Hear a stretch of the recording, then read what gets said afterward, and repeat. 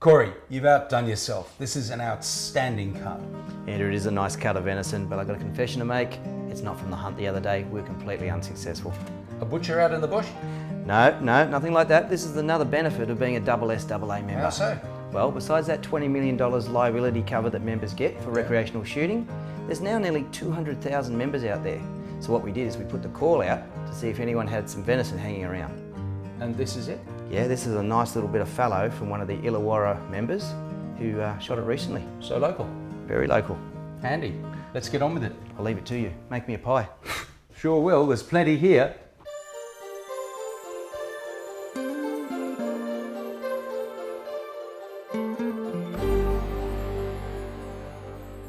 This is our 1.5 kilos of venison, and they've been trimmed and cleaned and now cubed or diced, whichever you want to describe it. Next step is to get this coated in corn flour before we put it in the pan. You can't overload this or the pieces will just stick together. So it's 3 or 4, in this case 5 or 6 small cubes of meat, and give them a good toss. So I'm just going to take these out because we're going to do them in little batches. And I'm going to use the old corn flour bowl to throw them into. Now the job is to coat all of these pieces of meat, the cubes, evenly so that you don't get any lumpiness through it. We've dusted all our venison cubes with corn flour, and we're now going to put them into a smoking, very hot, well-oiled fry pan. Here we go.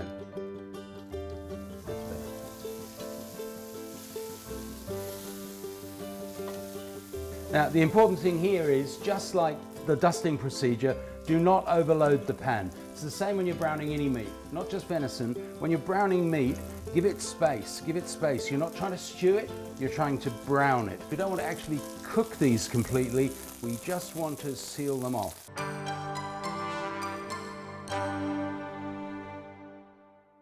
Our last little bit of venison, nicely browned, can go in there, and the pan is going to offer us up some wonderful little crispy bits, and it's time to deglaze that.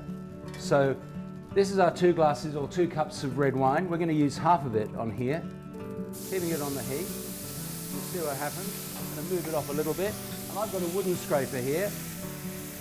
It's just the thing for making sure we get all these bits and pieces, and that's going in here. So here we go.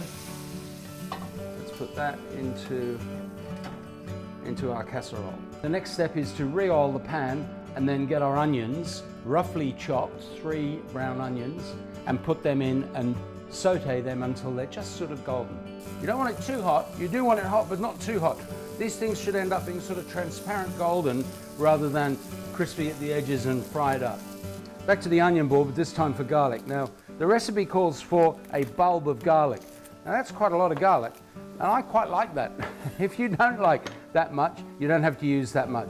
But this is a whole bulb of garlic made up of loads and loads of corms of garlic. And I'm going to just break it up a little bit on the edges to get rid of some of the garlic paper. If some of the paper goes in, it doesn't matter, because honestly, it will melt away. Now some of these are caught a little bit at the edge, but that doesn't matter. Generally speaking, they're what you call golden. And we're going to put them into the mix here, which is gradually starting to get full and be a little more interesting than just the meat.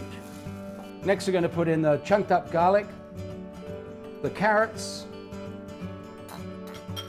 and the dried herbs. Here we go.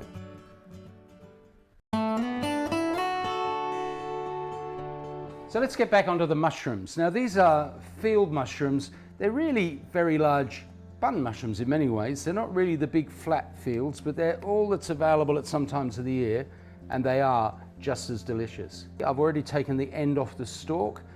I do that just because they do tend to dry out, and it's a little bit like the base of a bit of garlic. Not particularly nice if it's all hard and everything else isn't, and it's not supposed to be hard. So you can see that peels off pretty easily. So let's just chop them up, and the classic way to chop them up is to just literally chop them up across. And you're keeping really the old classic mushroom shape, the old T shape. So now we're going to saute the mushrooms lightly. You can see that that's the one that we chopped up fairly heavily at the front end. The rest I've kept quite long and large. Now, While they're doing that, we'll put the rest of the red wine, the other cup, into here. And I'm going to move it around a bit just to move those dried herbs up and down. And there's the last of the liquid. So we'll put the lid on and let this simmer for about an hour. So to make the pie crust, or the tops, take your pie bowl, place it on the crust, and out of this I think we can get 2. So let's place another one on there just to make sure. You need it to be a bit bigger than the overall size of the bowl opening. You need a little bit of an overlap. So what I'm going to do is take a blunt knife. You don't need a sharp knife. This is a butter knife. And I'm just going to work around a little bit outside the full size of the pie bowl to allow for a bit of shrinkage.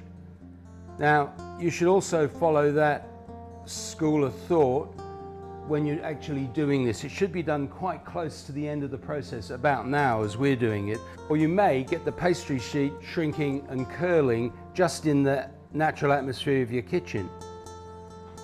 So we've described these sort of shapes.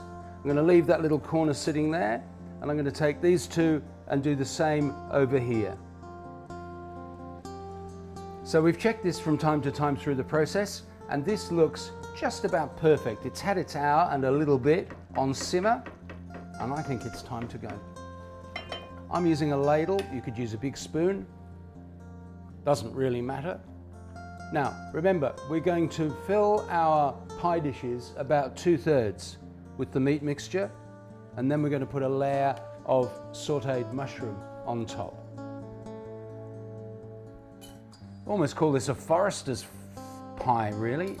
You carefully peel off your pastry, drop it on the top here, and luckily you happen to have a little bit of excess, fold it back in.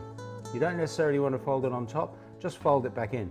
We've got our lovely creamy milk. We're just glazing the tops of the pie crust. I'm just going to pinprick the top of the pastry, more for effect than anything else. In the old days you had to do that because the ovens were a bit different, and occasionally pies would blow up. Now we're going to pop them straight into the oven, which is preheated to 200 degrees. And go, in you go.